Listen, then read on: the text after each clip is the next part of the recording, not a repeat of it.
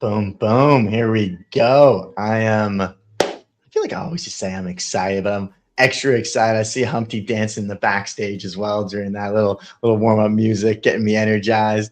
So yeah, Humpty, I am so excited to have you on.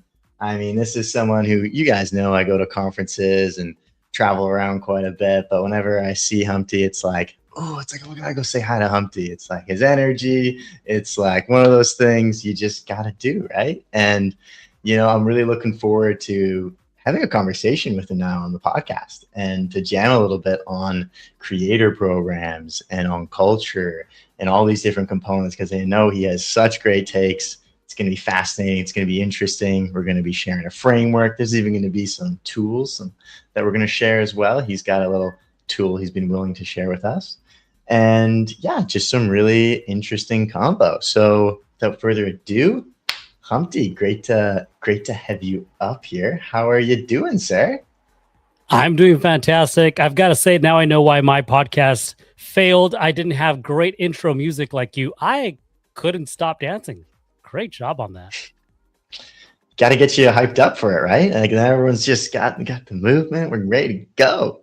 That's right. That was wonderful. Thank you. Yeah. So honestly, we'd love to have you kind of tell the world, tell our audience, tell our listeners, who is Humpty? Who are you?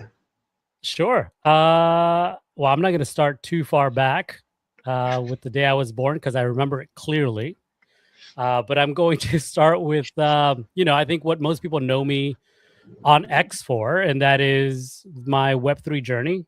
2016, I learned about Bitcoin through a neighbor of all things. He had been mining Bitcoin since 2012. So, he wasn't my neighbor for very long after that. And yeah, but with him, I launched my first project in 2017. It was Ethereum adjacent, and that company got acquired in 2020. And I've just, I became really enamored with the idea of like storytelling with that project specifically, because I was in charge of marketing, storytelling, the brand development. And so I started Crypto Sapiens, which is a podcast that eventually became an incubator for creators who wanted to start their first podcast or newsletter. We were very grateful for the support that we got from Bankless DAO back in the day. There was a lot of grants that they provided alongside other partners as well, which then we distributed those funds to our creators to basically, monetize the content that they were creating from a very early stage. We manage all the pre-production and post-production. They really just had to show up and start recording. What else? I guess 2 years ago, I saw, I don't want to say the writing on the wall, but I started seeing that the way that media was consumed, especially on, platforms like X, it was changing. And so I went all in on creating IRL events. Had already been doing some, but I really went full time with it. Created a new brand called OnchainCreators. And through that, I was able to work with some really wonderful partners like Coinbase to launch the Base app in pre-beta, and I think he might be in the audience listening. I worked with a wonderful person, David Hernandez, to activate a really cool space in New York and bring in creators and builders to try the app for the first time, give feedback, which, Coinbase appreciated a lot. And then when they went into beta, they really had already made a lot of updates based on the input that was received at our event. Went to Buenos Aires, hosted a rally out there with Nouns, more from a cultural lens rather than from a, crypto lens, which really continues to be what I'm digging into. And more recently have been very much immersed in the automotive space, growing OnchainCreators into with a new audience on Instagram, where we are hosting automotive spaces that touch on tech, but very much are led by culture. Wow, there's so much interesting stuff there. I like the journey is really fascinating to me as well. I'd be curious if you're willing to touch a little bit on How did you become such a creator fanatic? Maybe a big strong word, but like, how did you get Ambassador? so inspired? And Yeah. yeah, how did you get so inspired around creating things and Mm, whatnot? Where did that man, come I from? mean, again, I can go back to the day I was born, but I'll keep it a little more recently. You know, when Crypto Sapiens was born, it came from the idea that a lot of the people who were talking about crypto, or at least the conversations about crypto, were coming from about the same five sources. And I was getting tired of kind of people learning about crypto from very opinionated, biased views. And so Mm, Crypto Sapiens was a platform, became a platform for getting new voices involved in telling their story about crypto. And again, this because everyone learns about crypto differently. Crypto impacts you very differently depending on where you're at in the world, right? It doesn't affect someone in the US the same way that it could affect someone in South America or someone in Africa or someone in Asia, right? Or even more specifically, someone in Vietnam versus someone in China, right? Like everyone's interaction and the way that they use crypto and learn about it is very different. And so with Crypto Sapiens, our North Star was always how can we tell crypto the story about crypto from different perspectives? How can we empower those who are building with it for their community to be able to tell that story to people like them? And so I would say that was probably the first and most intentional moment when I really went kind of head on into how can I be the creator ambassador, right? How can I be your mm. and I've gotten an opportunity to work with a lot of wonderful creators. Really excited to be up here with you as a creator as well. And yeah, this is just really exciting for me to see people tell the story about technology, even more broadly, and how they're using it to people who are interested Mm. in that story. Yeah, like the word that drops into my mind now too is like a cultivator, right? Like the way that you're cultivating and supporting these different groups to be able to get their voice out there, to be able to get their content out there, their stories out there, right? Like the storytelling layer of things. I think we even had some sessions on storytelling at Metacamp, when we jammed out and hung out there as well with different people. And, what a beautiful place that was to, go deep on these different topics and things around culture and storytelling and just people's perspectives in the space. And I really do feel you on that frustrating layer oftentimes when you see media that's getting mass push that you just know there's like, well, they have a partnership with that company. That's why they're talking, or there's like a bias, as you say, or as an incentive layer there around it, right? Versus, the real raw, um, unfiltered aspects of things, right? But yeah, so one kind of question I have even on this is knowing that you worked with so many different, creators at different stages. I'd be curious to know what were some of like, looking back on that, the common themes that would be valuable to share, I guess you could say, with audiences here who maybe, as you say, I think a lot of us are creators. Everyone has a different degree of what spectrum they are as a creator. But what would be some of the common themes or lessons that, were unlock moments for people that you were able to kind of help them through? Any sort of tips, any sort of things that you remember that were quite common to have conversation around? I'm curious. I mean, I think the thing that I keep coming back to, right? No matter what story I'm telling, is you need to be deeply immersed in whatever it is that you want to talk about. People can smell the fake a mile away, right? And I'm not saying that that was probably your intention to tell the story from an inauthentic place. You might have just been interested in it, you know, from a distance, and you want to be part of that kind of narrative. But the problem is if you're not fully immersed in whatever it is you're talking about, it just comes off inauthentic. And, at the end of the day, it could actually cause issues down the line because you don't have visibility into things that might be wrong. You might be promoting kind of biases because you've heard someone else talk about it. You haven't necessarily felt that pain point yourself. You've never seen if that it actually has had a solution or, been a solution for you. So go be a part of the culture. And this is something that I talk about a lot is culture. Culture is culture. It doesn't really matter where it is, what it is that you're interested in. It's all going to have some layer of culture. And so try to understand it. First of all, see what part of that resonates with you, and then become a part of it. Speak to the people who are, I'll talk from the automotive space because, again, that's just been a space that I've been more involved in this year. Connect with the people who are leading community in those spaces. Hear what they have to say. You don't have to agree with it, but just hear what they have to say. Hear the stories of those who are showing up on a regular basis. And if that doesn't, again, if you don't agree with it, then maybe that's not your community and that's not the narrative that you want to be, telling or constructing. And so just immerse yourself in anything that you do so that once you find the voice within that narrative that you can speak to it, confidently. You can speak to it in a way that someone else can then get inspired and say, oh my gosh, that's my pain point. That's why I'm here. And again, it's those moments, right, when someone can react that way that starts to build community.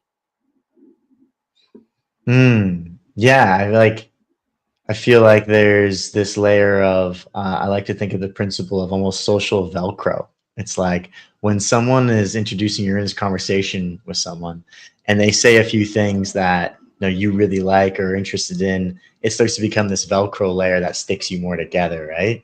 And I feel like it's a great principle when it comes to like your content and stuff. You want to put out stuff that the larger surface area of things with your tribe are going to stick to. I think that's a really good way to put it. I'd be curious. I got this one question for you that I wrote down that I feel like would be hard to answer because it could fit into different topics or categories and whatnot.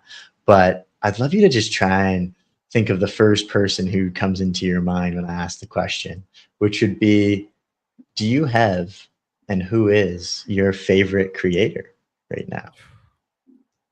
Man, that's hard. I know.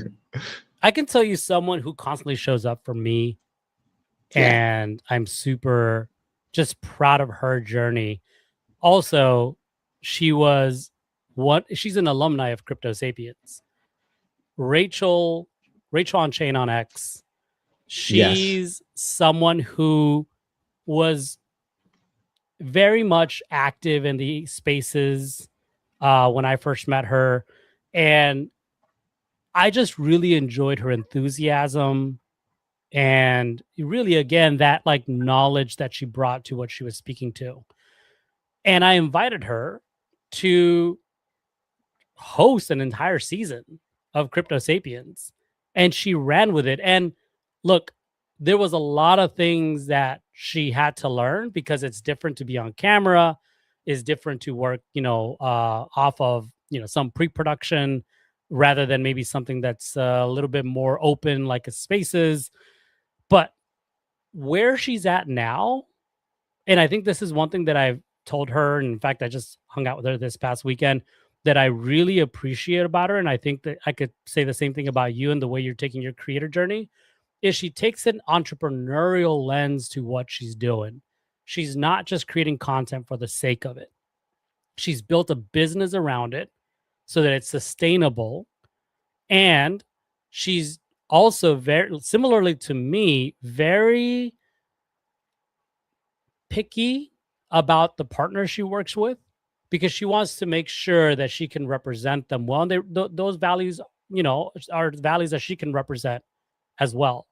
And so I can speak to her very honestly because, again, I've seen her journey and I can appreciate the fact that she's been doing this for a long time now, which is not easy, but also she's done it, very intentionally throughout. And I see how she's even thinking about where this is going to go in the next year or two.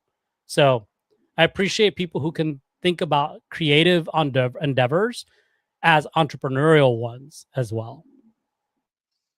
Nice. You know what's funny? I feel like actually when I asked you that question and you're starting to think and you started to mention her a little bit before you said it, I was like, I wonder if he's going to say Rachel. But yeah, I spent some time with her at Eat Denver and we met a few times before that as well. Her and Rex from, bringing car culture on chain, Driven Lava, right? And yeah, just had a great time hanging out with them. And I also totally echo like the component of, I've spoken to multiple people and surrounding friends who've mentioned Rachel as well as like, she is just driven. Like she is going for it. Very like, really, really pushing it and everything around all the layers of what she does. So that's really fascinating. Great shout out. And yeah, I think like, I'd be curious to gear shift a little bit as well now when it comes to this one question, which I ask every single guest. And it's always fascinating to hear their answer. And the question is, how would you define the word community? First of all, I'm going to call you out on something. Don't think that all the automotive references are going on unnoticed. I don't know if you're doing it for me or if you just generally are on the automotive kick, but I'm enjoying them a lot. I think community is, and I think you might agree, overused. It's definitely not something that can be easily constructed. And I would say it isn't something that can be constructed. It's almost something that's emergent based on culture and behaviors within your organization or partnership that people feel attracted to. It's a very human experience. If you try to manufacture community, stop. It's not going to work. You need to be very thoughtful about who it is, who you are, first of all, because that's a huge influence to what you build, whether it's a product, whether it's a, like a app or a podcast or a newsletter or a series of events. Who are you? How does that inform what you're building? Because those values become tent poles to the culture of what you've built. And those are what people are going to come for. They're not just going to show up to use your app. They're not just going to show up to read your newsletter or go grab a free coffee at the event you're hosting. They're going to show up for you. They're going to show up for what you represent. And your community might be one person, might be 10 people. But those same people who are your early community members are going to then share that energy of what you've built, share that culture, and others are going to learn about that through the way they speak about it. And then they will show up for those same values for that culture. Nice. I think I jotted down at the pen two things there as you're speaking about it, because I was just, I love it. You had a very unique answer, so thank you. I think there's a lot of components to being able to answer it in quite a general way, and I really value and appreciate you bringing your unique, flavor to this, right? And the one component that I circled a little bit is this concept that these other folks came up with around the minimum viable community. And the three principles of it were identity, experiences, and the structure. And the most important layer of it, and the central one, is that identity one. It is that why, it is that who, it is that component of, if you don't really have that fully ironed out or know why, you're doing this or who it's for, then you really shouldn't be trying to jump through the hoops of setting up some sort of structure and making people, just there for checking a box or for whatever it is around, other intentions or goals of things, right? And And I really think it's super valuable for brands and projects that even already have community to come back to their core principles again, just rethink back through, you know, our why and our who, and then talk to them, right? And really think through, you know, why don't I go into my community and look at the most active members and actually just try and get on a call with them and just ask them why, just like, why? Why are you here? You know, why are you like participating so much? Like, you know, and then when they answer it as well, to then even go that next level and be like, okay, well, why that? You know, and like really drive in to understand these core kind of principle layers to your community, right? Some people might be afraid of asking yeah. that why because they're afraid of the answer. Mm. Some people might be afraid to ask why because the answer might be, I don't know. And that changes the conversation. Also, some people might not realize that they have a community already because they're assuming that it has to be in the hundreds, right? And it really doesn't. Your most devoted supporters, those are the people you want to retain. If I have a community of 100 people, but my most devoted supporters are under 10, guess who I'm speaking to? Guess who I'm building for?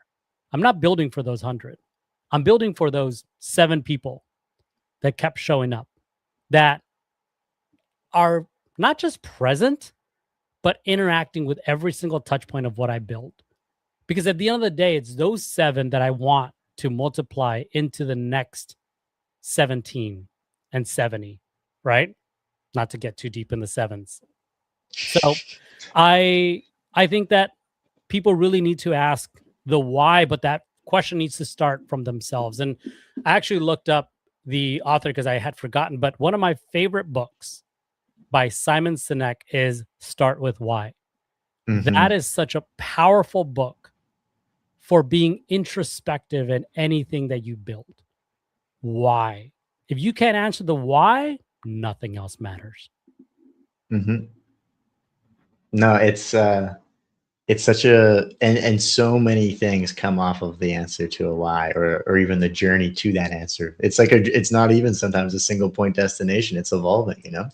And I really like other components of your answer to the question of, and this is just an overall topic as well then to touch, which is like so many brands and clients and projects we talk to about community. It's so funny how sometimes it sits closer to product and somehow it sits closer to marketing. And sometimes it sits closer to like customer support in different ways. And it's like, it's such a ephemeral, is that the way you say it? Yeah, like ephemeral thing that's like in a way quite intermingled, right? And some, you know, particular brands really focus on, you know, this is like a customer support community. That's where the ROI comes from. They deflect, you know, support questions coming into our team. And it's a great community where you can get your questions answered. And that's what it's about. It's providing value, answering questions and things like that. And then other ones have this a space where it's more leaning into that advocacy layer. It's about spreading into different regions. It's about like your perspective and your take on it and then leveraging it in different ways and whatnot.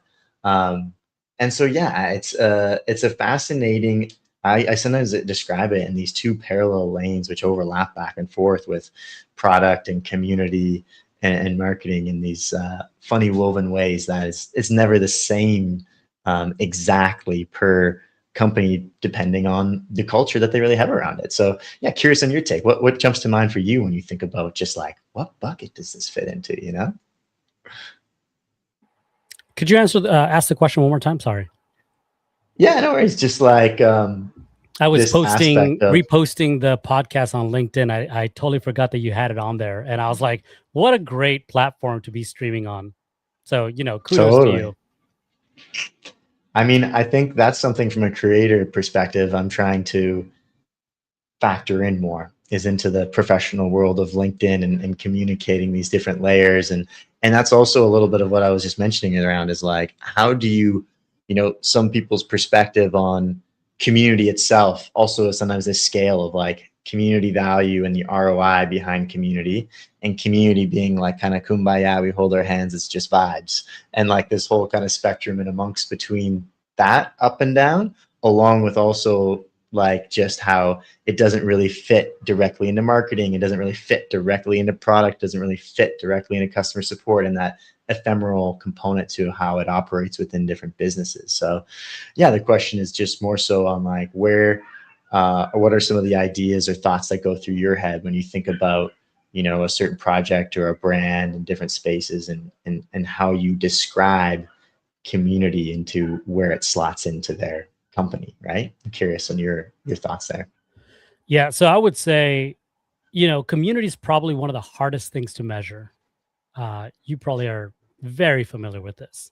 Like the KPIs, I mean, to be able to define what a successful community is, the impact of that community, I guess you could measure how many people showed up, right? Let's just take this podcast. Let's assume that this is a community touch point. Right now, there are 32 people viewing it on the live stream on X. Maybe after the live stream is done, another 200 people will watch it. Is that the KPI? No, right? That's not how you measure community. I think the I'll go back to this thing that I was talking about earlier about like starting with an entrepreneurial mindset. At the end of the day, it looks very different for everyone and every company, based on what is the result of the community that, or the outcome that you would like from this community, right? For me, right now, that's my newsletter. I've aggregated a lot of the attention that I've garnered over the last 5 years through the media that I've created and the events that I've hosted into one newsletter. It's right there on my name tag, the OnchainCreator.com. And so everything that I talk to, or people who I talk to, and projects that I work with, and events that I host, it all funnels back down to the OnchainCreator.com. Why? Well, first, email is a great platform that is owned media, where you're not dependent on an algorithm, right? It really is something that you can test to see how to best engage with the people that are already signed up, from a, you know, kind of content and the way that you title things and the way that you, you know, kind of schedule things to be posted. There's just so much you can do there. But at the end of the day, if I have a product, maybe that's how many people have I converted to use that product. If I have a freemium product, how many people have I converted to pay for the product and not just stay at the free tier, right? So it really is, it depends on what it is that is valuable to you to convert that attention into something that makes an impact on your business. And so, you know, I think that it's important to think about it from that place. Now, you can't always just start with that, though, and you shouldn't start with that. That is definitely how you should think about where people end up in that funnel. But at the end of the day, the vibes are great, because if it's not fun, no one's really going to show up, right? Or if they don't care about you because you're not either a great person or you haven't really thought about why you're doing it to begin with, people aren't going to show up for you and what it is that you're building. So definitely think about the identity piece of it, like we talked about earlier. Think about the moments that lead up to the first experience or the first touch point, and then every moment after that, whether they're events or a podcast, and then how all of that then translates to something that is actually directly beneficial to your business. I mean, that's such a great way to break it down. Think about it. We have like this process that we do with projects as well, where one of the first things that I do with any brands, companies, et cetera, that I look at and analyze is, you know, what is their business model, for one, as a company, as an organization, especially these larger ones and whatnot. Like, where are their revenue streams, and what is the translation layer between that and the aspect to the community that still checks the boxes on those things that you mentioned, you know? And it's such, like I say, it's like one of those things where that might fit more into product support and support side of things. It might fit more into a layer of, you know, advocacy and content creation. It might fit more into like a regional expansion layer where they're like wanting to go out to new markets and stuff like this, right? And so, yeah, I think that's a really fascinating way to think about it. I guess I'd love to hear now as well from maybe add a little bit of nitros in this conversation here. What is, because you teased us a little bit before the podcast. You were like, by the way, Dan, I did, find something that I think you'll really like. What is the tool that you wanted to share with everyone? You got a tool tip here. What do we got? I'm excited to hear. To be fair, the outline said a tool that blew your mind. So I'm gonna make sure that is mentioned here. I think we were talking about like the difference between long form and short form content, right? As a creator, especially an independent creator, there's a lot of work that goes into this moment here where we're recording.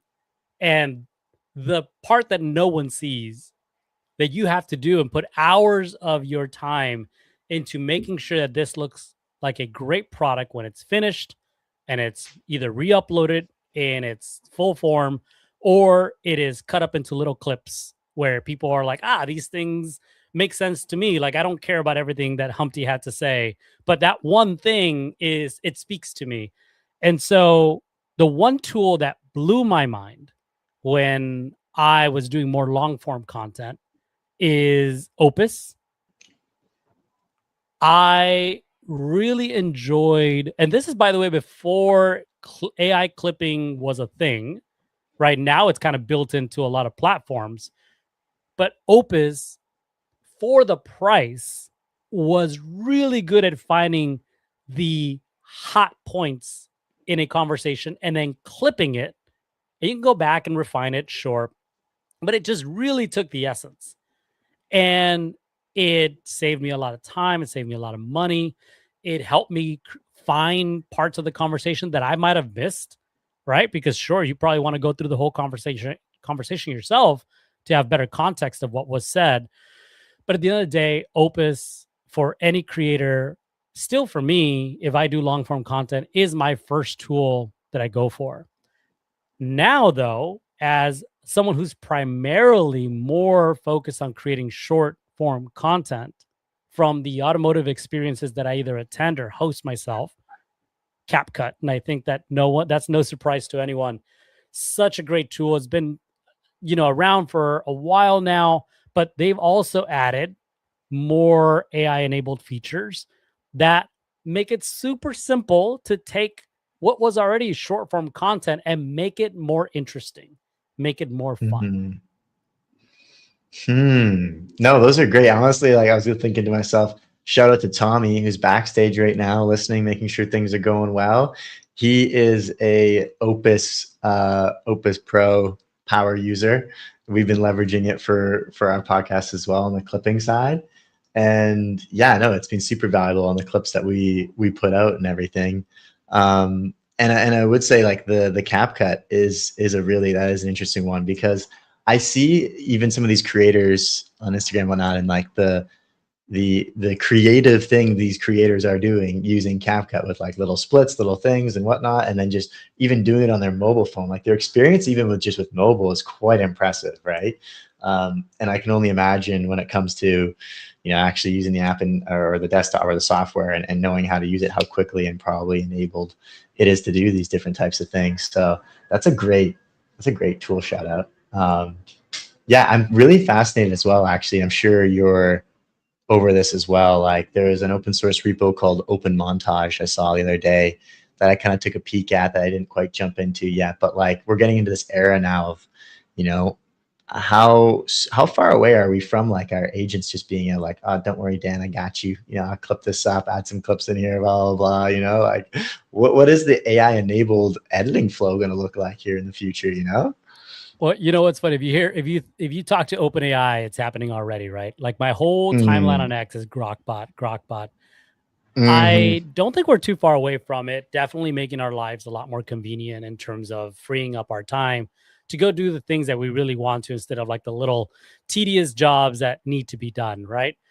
I will admit, for about maybe now 3 years or more, I was using ChatGPT for managing my entire pre-production pipeline leading up to a podcast. So when I was doing more long-form content, my entire life story was, in OpenAI's hands.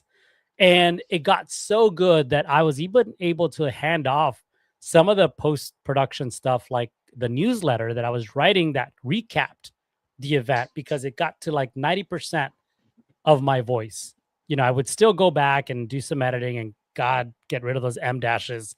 Cause the funny thing is I did use them before, but I stay away from them so hard now. I Um, know, same. but it got really good at like imitating my voice.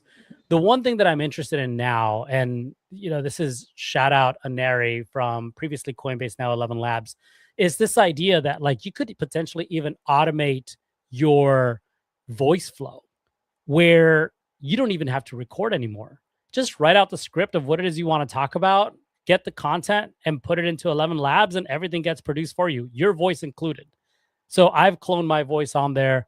It's really interesting to see what I could do with, with something like that in my flow. So yeah, I mean, it's getting to the point where maybe the AI is going to be able to even play you in your podcast. I don't know if it's something that I want to see for everything, but I think it's fun for maybe short form content that's very specific to a user or an audience or platform. But at the end of the day, I enjoy this, right? I enjoy being able to talk to someone and hear their story and kind of build a narrative from the conversation that's happening in real time. Totally. Yeah, no, it's a big topic when it comes to that as well too, because also we're talking about, these, I call them shortcuts, or call it more, making things more frictionless or easier. But then that also just increases everyone doing that same thing, right? And then you've got this sea of sameness that starts to kind of evolve as, even the models are trained off of the similar components to things. And so that like creative spark and layer, coming into the editing, coming into the conversation, that, the unpredictability, I think, is going to start to become more of an allure from a content perspective. Like we're even live right now, so it's like, there's no editing this. We say something, it's like, it's going out there. So, these types of things, right? But maybe this is also an interesting time to jump into this framework. So let's see here. Let's drift around the corner. All right. So here we are. And I think you're gonna like this one. So this is about something called participatory culture. So I'm gonna present this, walk this through a little bit, and then we can chat about it a bit. So this comes from a research report in MIT that was led by Henry Jenkins with a bunch of other adds to his report as well. He's been studying fandom since 1992. And the definition of participatory culture, I'm going to read this long definition, and then it breaks up into multiple things. But a participatory culture is a culture with relatively low barriers to artistic expression and civic engagement, strong support for creating and sharing creations, and some type of informal mentorship whereby experienced participants pass along knowledge to novices. In a participatory culture, members also believe their contributions matter and feel some degree of social connection with one another. So pretty lengthy definition with a lot of bigger words in it. And the what's it called? The where this came from, the MIT.edu here. Oh wow, gotta make sure the bots aren't accessing it, right? I was gonna briefly share this, but it's very old school research format, kind of PDF, very even more detailed and boring to think about reading through. So of course I do what you do, and I added it into Claude and started chatting with it to understand it more, and what is this, right? And bring you these examples and whatnot. And one of the components to it, it's even got a Wikipedia page, is to think about how some produce, many consume when it look at consumer culture. And I think there's opportunities in the world right now. And this was written about in 2006. I think it's even more so. And I don't even think they were thinking about AI at that point in time, which adds an interesting curveball to some of this as well. But to this layer of participatory culture, right, where everyone has a stake in what gets made, and there's more of this remix and circulation and whatnot. It's more built together with everyone having this active stake. An interesting story, which I thought was just really cool as well, is Blake Ross. So this is a bit of like a participatory culture story. He was 14 years old. He lands a summer internship at Netscape. And I heard even like his mom was even driving him to work there. And he's just like this genius young programmer. And he gets super frustrated with all this bureaucracy and the company's corporate decisions and everything. So he's like, you know what? I'm going to start making my own browser. And the way he did it in an open way. And he got thousands of volunteers worldwide and people who all contributed as well to it and joined him. And the result was Firefox, which then grew to be 60 times bigger than Netscape. And just super fascinating. You know, at the time this article came out mentioning this story, he was 19 years old then in 2006, right? And his original spark is just like who he was as a person is he used to play SimCity a whole bunch and love this idea of building this layer of things. So from SimCity to you know, building Firefox, I just thought it was a really cool story and how he had a participatory culture, you know, and that's just like a story element to it, right? But basically, so we can jump into it. If you look at it, it's easy to break it down here into 5 features. So here's where we can maybe jam a little bit, Humpty, just like talking about each of these features of a participatory culture. But I'd love to hear first, like, you know, what's some of the, just from what you've heard so far with it, anything jumping to mind, or you want to just go to these 5 different kind of components of participatory culture and see what you think? So the first thing that came to mind was a book written, and apologies for the mispronunciation, Frederic Laloux, called Teal Organizations. This book was handed to me when DAOs were just kind of starting to be a part of the crypto conversation. And it really looks at how distributed organizations can work, where there isn't this hierarchical structure, where you actually create different groups that are able to self-manage and report amongst themselves to make sure that everybody's working towards in the same direction. And it really kind of flips the traditional thinking in organizations, and it actually shows a lot of history of organizations from what I believe it was red organizations, which is like more military organizations where there's a strict structure with, you know, commanders in chief and generals and sergeants and all these things. And then the troops that just go out there and just do as they're told.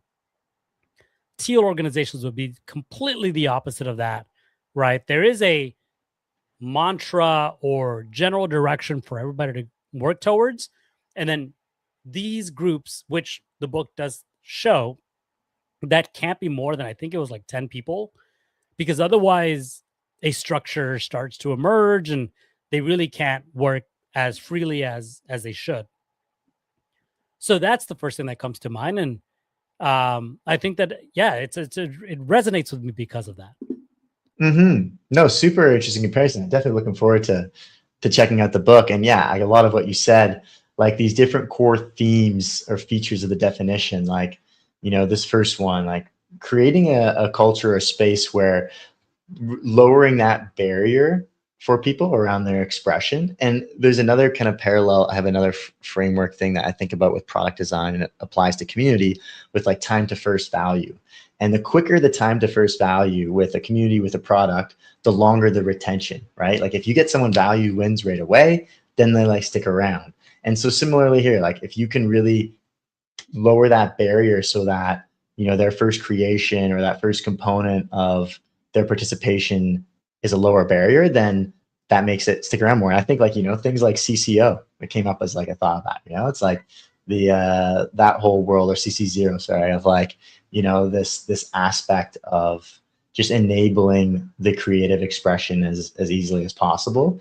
I think that's where you get interesting kind of creator programs, creator kind of community level elements. Any sort of insights on like, what are some of the ways that you've seen barriers lowered when it comes to allowing people to express themselves? I really appreciate you asking me this. You know, in my dad life, I am the president of my daughter's PTA, so the school PTA. And when I first joined 3 years ago, it was just a bunch of people that really cared to do well, but didn't have any structure, very little knowledge about what it is that everybody needed to do. So they just showed up and, kind of spent money based on what they thought was aligned to the school values and what children needed. Fast forward to last year, my first run as president. One of the first things that I did, well, first of all, is make sure everybody knew what their roles were, give them as many resources as possible to understand the responsibilities, kind of what you were free to do without necessarily having to check in constantly with the board. And that empowerment really made people feel like they could do more than they thought they could. And it really inspired them to participate more regularly, right? Instead of just show up for a monthly meeting and everybody hash things out there, and then we'll see you next month. At the end of the school year, I put together a special committee that involved parents who were not on the board to take on a task that otherwise would have been done by the board. Had nothing to do with governance or money, just really had to do with like activating a part of the school that needed attention. Those parents then, after having completed that task, very low barrier, saw the results, saw the appreciation they got, not just from the board, but from the school as well and the administration, nominated themselves to be a part of our board. And I'm happy to say that we have 3 new board members because of that.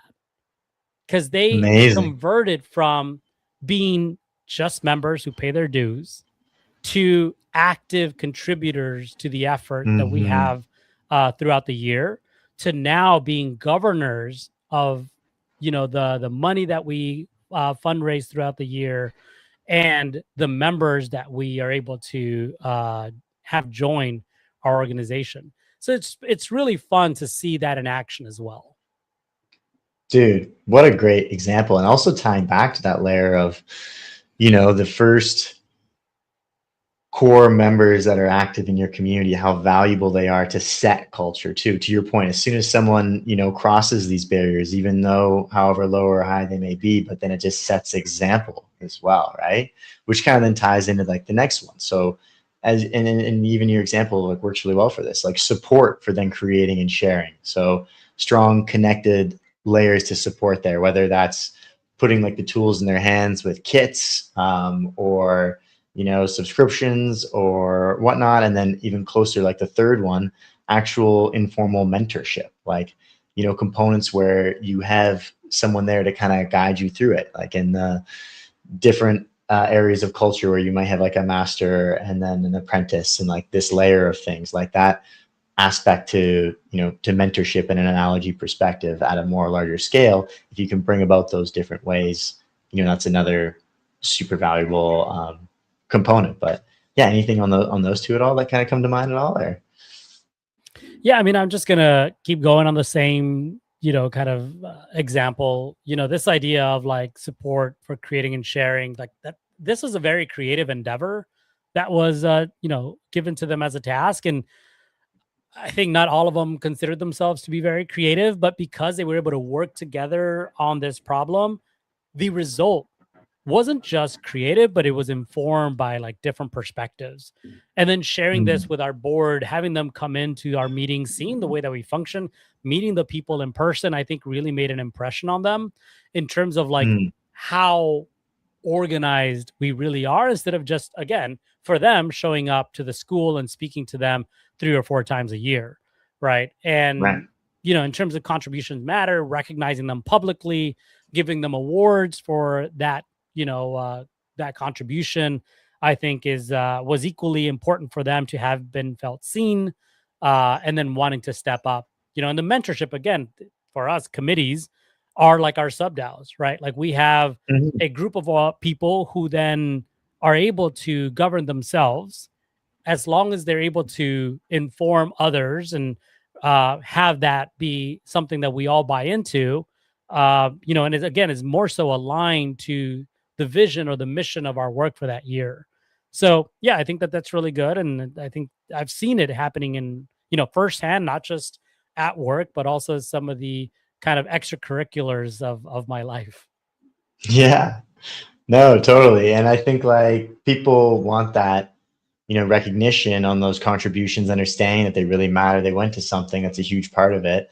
And then that plays closely in with the degree of social connection. Like there's a lot of books about like belonging, and this is something really hard programmed into our, you know, being, right? That at the end of the day, and I think that's also something that why I'm really, I guess you could say, passionate, and part of my why with just like, co-unity is like the future in a certain sense is, has so many different things that are going to shape it from a technological perspective.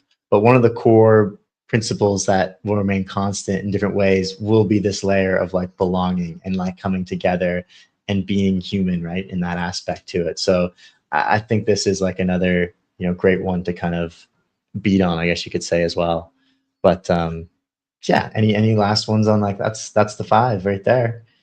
Yeah, I Got mean, the room. social connection. I mean, at the end of the day, we're humans. We want to feel like we're a part of something. Again, this is going back to that piece about identity. If we identify Mhm. ourselves in what it is that other people are talking about, right? Those values, that culture, we're going to want to be a part of that. And if we are a part of that, we want to be recognized by our peers. It's important to us.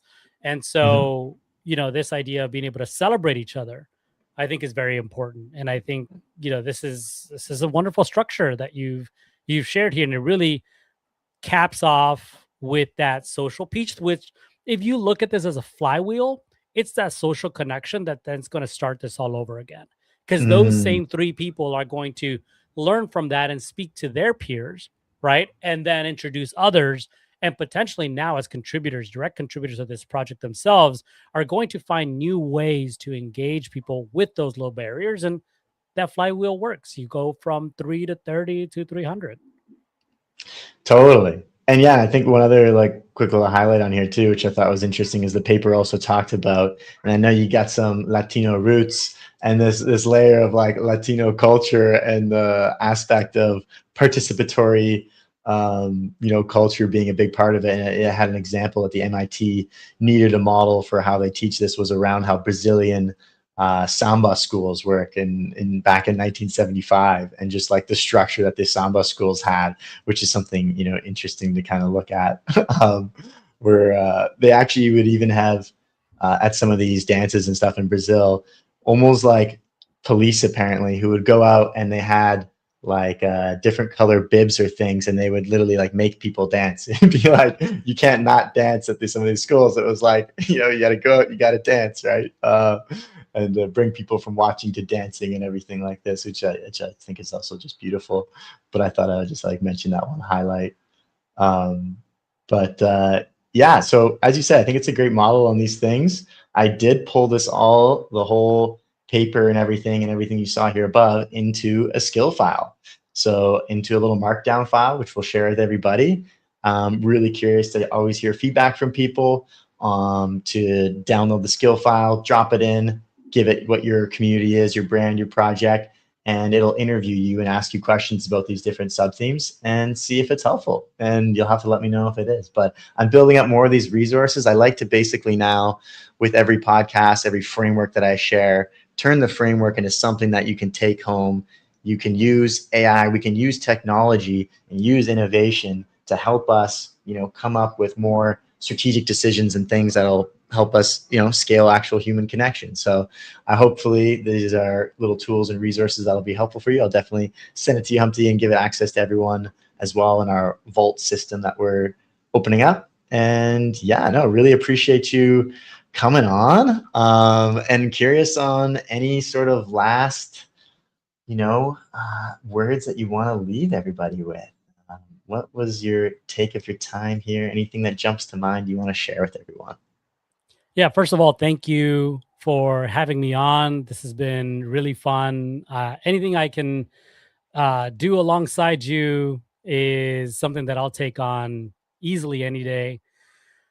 I would say if you're interested to follow what I'm doing on X, I'm Humpty, CHMPTYC.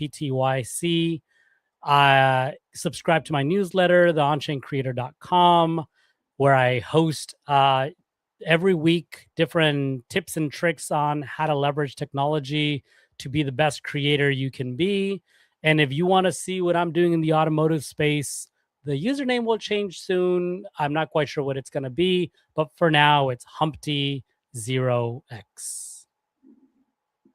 Amazing. Well, Humpty, such a pleasure to have you on. And yeah, looking forward to jamming with you on all these different topics and things. And yeah, thanks to everyone for tuning in and listening in. We'll catch you guys all next week. Thank you.